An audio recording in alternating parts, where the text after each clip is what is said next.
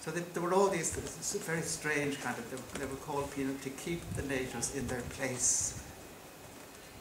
And if one person in the family of, say, a farmer family, if one agreed to change religion and become Protestant, he could get all his father's property. So they tried to break families up by saying if you change, you have all the property. And things came in like the obligation to divide the land up and divide it among all your sons. So gradually, there was nobody in Ireland who had a decent amount of property. And they brought in great big landowners from England. They took over the land, and most of the Irish were just tenant farmers working for somebody else for land loans. So all that stuff happened, and that got into the Irish psyche for centuries. And the big times that stand out, of course, and this one is related pretty directly with Australia. When the French Revolution happened, when did the French Revolution happen? Remember? Anyone know? 1916? No, the French Revolution. Oh, the famous French Revolution. 1789. 1789 was the French Revolution, which had such an enormous effect on history, on European history generally. 1789. There had been the whole the 1700s in France was known as the period of the Enlightenment, where they were reacting against all authority, religious authority, and all the kingly authority of Louis XVI and Marie Antoinette, and all the carry-on at the Palace of Versailles, all these things. And it was the famous French Revolution, the storming of the Bastille, and all that happened, and later became pretty savage itself. But that started things off. Now, what inspired the French Revolution, what gave it terrific encouragement, is what happened in the United States in 1776. And do you know what happened in the United States in 1776? Didn't they speak English? It was the Declaration of Independence, the formal Declaration of Independence. Now, they were settlers who had come originally from England and were Protestant English people, and they'd settled over there, and there were now 13 different states. They all came together, and then that went on up into the 1780s. So there was the American Revolution, the American Declaration of Independence, and then it was not long after that inspired the French. And then it happened in Ireland. There happened a hopeless little rising in 1798. When I was growing up in Ireland, we sang ballads about who fears to speak of 98, who blushes at the name, and so on. It was a total failure, and it was after that the convict ships started coming out to Australia. And who were in those convict ships, the first ships mostly? Irish English. They were Irish English, and if you were English and a prisoner, and they were being sent out to prison here for ordinary crimes like stealing a cow or getting the cars or something like that. Now, some of them were serious criminals, but a lot of them were just ordinary criminals.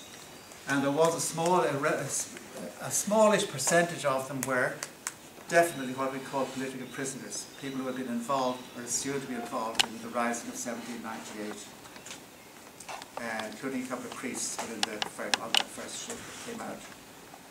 So a lot of the Irish came out, and if you were English and a prisoner, that was bad. If you were English and Catholic and a prisoner, not many were, that was worse. But if you were Irish and Catholic and a prisoner, you really were the lowest of the low. And you were looked down on here in Australia as the lowest of the low. You had even people like the man Marsden, who was also a magistrate and also a minister of the church, saying, just don't let them be priests, and then Catholicism will die out in a few years. So they all came out with that. So that feeling got to here, a bit of the Irish anti-English feeling very strongly. Of course, what happened to them partly through the famine, it's been said seriously you know that the number of people who died was about 1 million from 1850 to 45, 6, 7 bad harvests.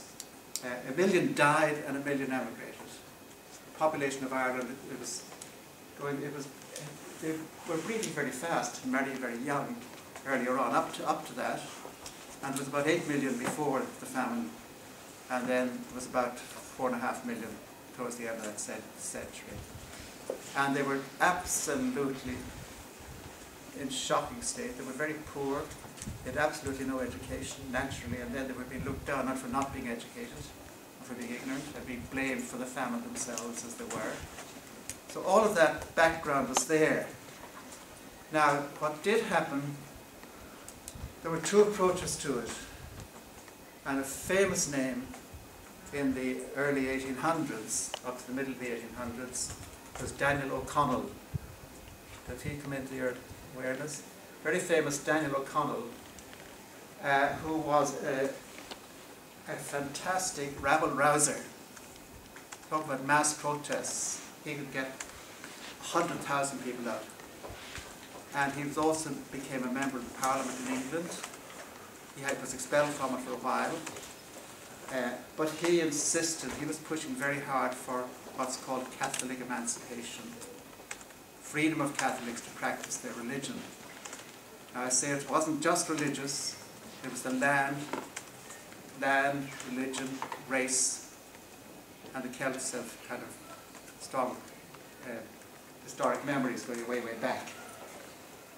But Daniel O'Connell was so successful that in fact it made a big shift, and it did lead to officially in 1829 the Catholic Emancipation Law was passed in England, which meant that Catholics in England and in Ireland and overseas would be free to practice their religion publicly. Now Daniel O'Connell did that just by terrific power as a politician. And right through the 1800s, there was a big, big debate in Ireland between those. There had been other minor revolutions that failed, and sometimes pretty tough. In the 1640s, there was an Irish Revolution, which failed. 1798 failed, and a few other times. But there was a real conflict within the Irish people as well, between those who said we can do it by political means, and those who said no, you can't. The English won't give it to you unless you fight for it. And famously one said, England's difficulty is Ireland's opportunity. But that went on. I couldn't go into the details of that, but it's the most interesting history of just the different movements. And through the 1800s, things were certainly getting better. About 1790, they started to relax. They started to relax the penal laws and to be a bit nicer to the people. And then with Catholic emancipation, a place like the famous Jesuit school in Clongowes was opened up in 1814, actually before Catholic emancipation, secretly. And then lots of schools started developing, and the native Irish started getting educated better. They started becoming pretty powerful in the England. There was an Irish party in the English Parliament. They had their own parliament for a while in the late 1700s, but the English stopped that and then had a united kingdom and only the one parliament, but there were representatives from Ireland. So they had power in Parliament, and then coming up to the 1900s beginning, a lot depended on who was in power in England. The Liberals of the Tories. The Liberals were more liberal, as the name would say, and the Tories wanted no change whatever. So up into the 1980s, 9s, 10s, there were, I'm kind of, gosh, it's not too bad. I'm rushing because I thought it'd be out of time. No, well, still got half an hour. That's okay, because I'd like to talk back, but no, that's okay, more time. Where was I? Tories, Liberals. Yes.